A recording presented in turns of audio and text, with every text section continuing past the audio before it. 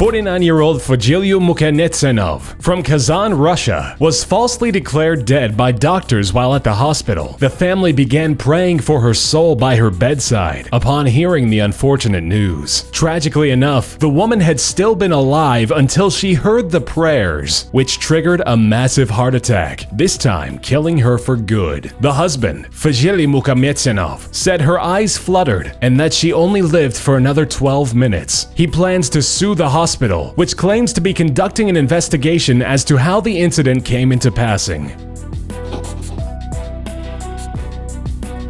An American tennis linesman, ironically dubbed Richard Dick Wertheim, suffered a fatal injury during a tennis match at the 1983 US Open. Tennis player Stefan Edberg sent a delinquent serve into the groin of Wertheim while he sat atop his chair officiating at the center line. The blow would knock him backward, out of his chair and onto the hard surface of the court, striking his head. Richard's family would sue the United States Tennis Association for $2.25 million. The Supreme Court would reach an opinion that the tennis ball had not been the immediate cause of death, but simply a factor leading into it, and awarded his estate a mere $165,000 instead.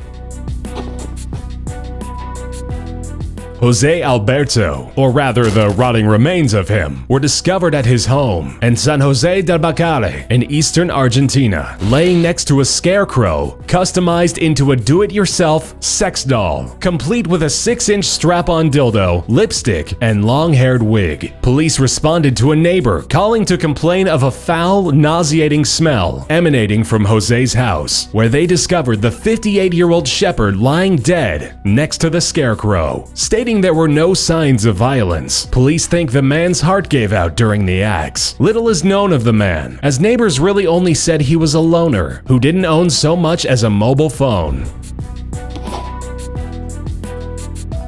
José Luis Ochoa attended an illegal cockfight in Central California, and that is where he would die when police raided the event. The spectators fled upon arrival of the police, and during the commotion, José would receive a fatal wound. Not from the police, shockingly, but from a wound garnered by a knife strapped to the leg of a rooster. Upon searching the property, police would find 5 dead roosters amidst other evidence pointing to cockfighting, including the body of José. It is suspected that a delay in seeking medical attention for the wound could have been the key factor in his death.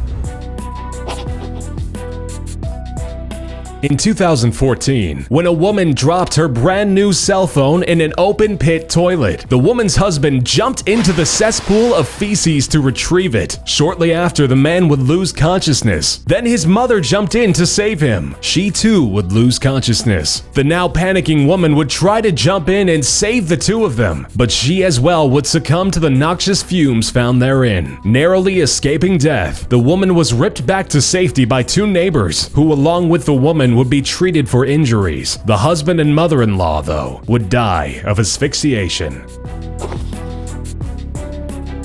1987. Paul G. Thomas was the co-owner of George Thomas & Sons Textile Company, a wool mill. Paul was operating the pinwheel dresser machine, which was used to spool the yarn to smaller spools, when he fell in and was rapidly covered by 800 yards of yarn. Paul suffocated in the mass before employees of the woolen mill found him. Employees stated that you couldn't even see the guy at all amidst all the yarn. This was presumed to be an accidental death, as no foul play was ever suspected.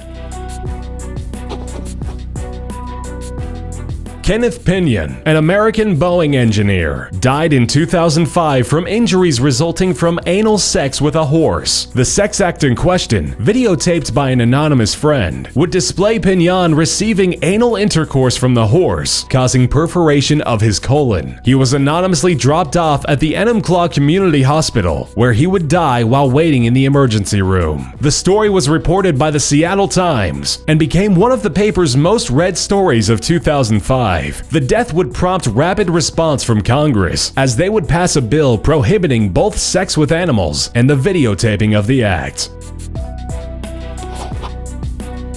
On March 24, 1975, Alex Mitchell would die laughing, literally, after watching Kung Fu Capers, an episode of The Goodies. It's said the reason he passed away was the combination of prolonged laughter, which lasted 25 minutes, and a rare heart rhythm disorder known as long QT syndrome, which triggers cardiac arrests during adrenaline rush or prolonged exertion. His death would be spoken of for years, becoming headline news in most of the papers of his time. He gave a tremendous belly laugh, slumped on the sofa, and died, according to his wife Nessie. She would later write a letter to the Goodies, thanking them for making her husband's last moments enjoyable.